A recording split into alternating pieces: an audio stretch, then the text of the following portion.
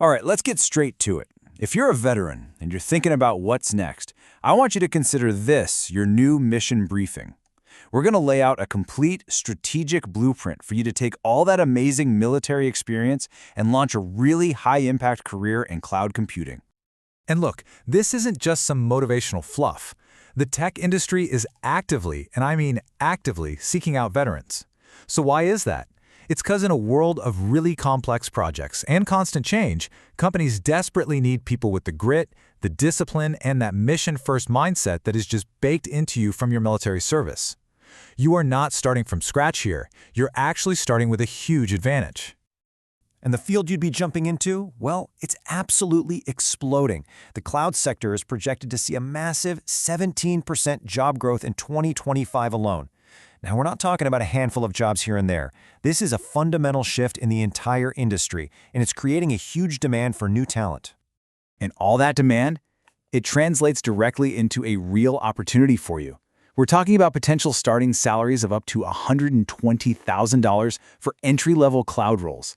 This isn't some 10-year goal you have to work towards. No, this is the starting line for a career that's both lucrative and totally future-proofed. Okay, so let's start the mission briefing.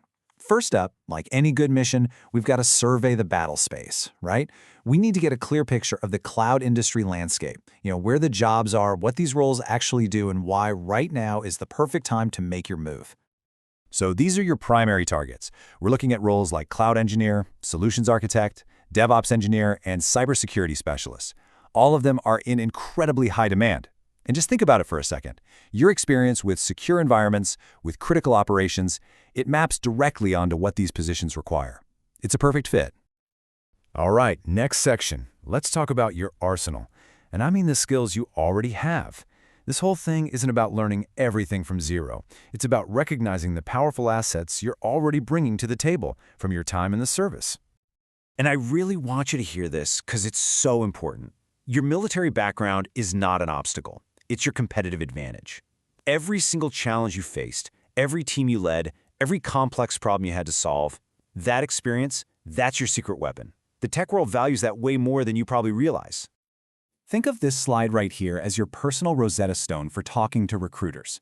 So instead of saying, I led a platoon, you say, I managed cross-functional teams. Mission execution under fire becomes delivered projects under tight deadlines. And classified comms security, that's implemented secure architectures. See? You're not changing your experience one bit, you're just translating it into the language they understand. And here's the proof that this translation works. Just look at what tech leaders are actually looking for. A staggering 74% say adaptability is a top priority. And the rest? Leadership, teamwork, problem solving, these aren't just buzzwords on a resume. They are the core skills you honed every single day you were in uniform.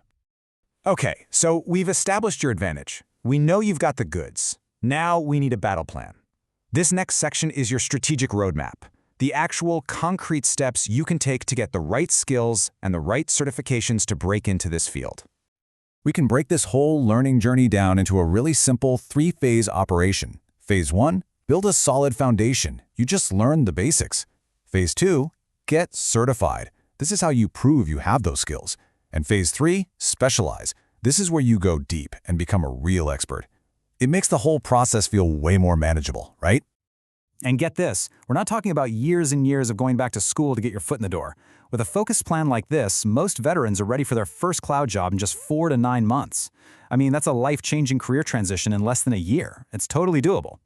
And here's the best part. You don't have to do it alone, and you don't have to break the bank. There are amazing programs designed specifically for you. You've got Cloud Veterans, which offers free training and coaching. Microsoft's MSSA is a 17-week deep dive. And VTech, wow, that's a total game changer. It funds these boot camps without you ever having to touch your GI Bill. These programs are basically force multipliers for your career. Okay, you've done the training, you've got the certs. Now it's time for deployment. This phase is all about execution. It's about transforming your resume, nailing your online presence, and navigating the job hunt to land that first awesome role. So here's the million-dollar question, right? How do you take all this new knowledge, plus your incredible military background, and actually prove it to a recruiter who's probably going to scan your resume for like 6 seconds? How do you make yourself stand out? Let me show you exactly what I mean. Look at this before and after. oversaw logistics for 3 deployments. Okay, that's accurate, but it doesn't really mean much to a tech recruiter. But look at the after. Planned and executed multi-phase IT migration projects for global operations. It's the same experience, but it's framed as a high-impact achievement in a language they understand. This is how you get their attention. And you absolutely have to nail your digital presence. Over 90% of tech recruiters use LinkedIn. It's completely non-negotiable. So here's a pro tip, a really easy win for you. Go claim your free year of LinkedIn Premium for veterans. It gives you all these tools to get a leg up on the competition. Seriously, do it today.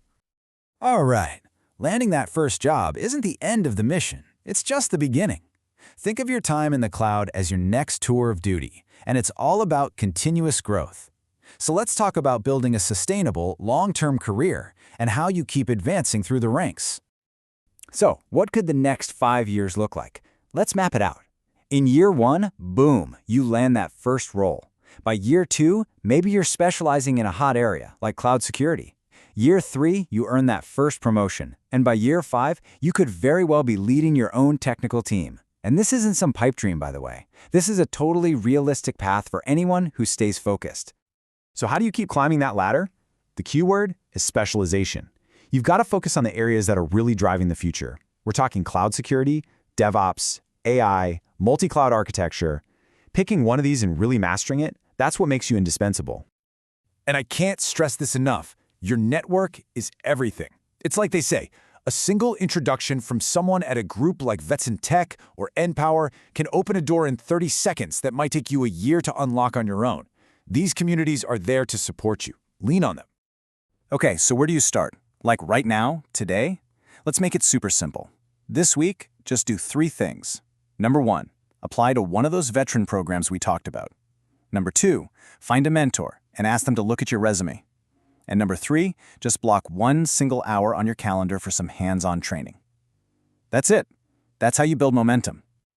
So there you have it. The path is laid out, the opportunity is massive, and the tech industry genuinely needs what you have to offer.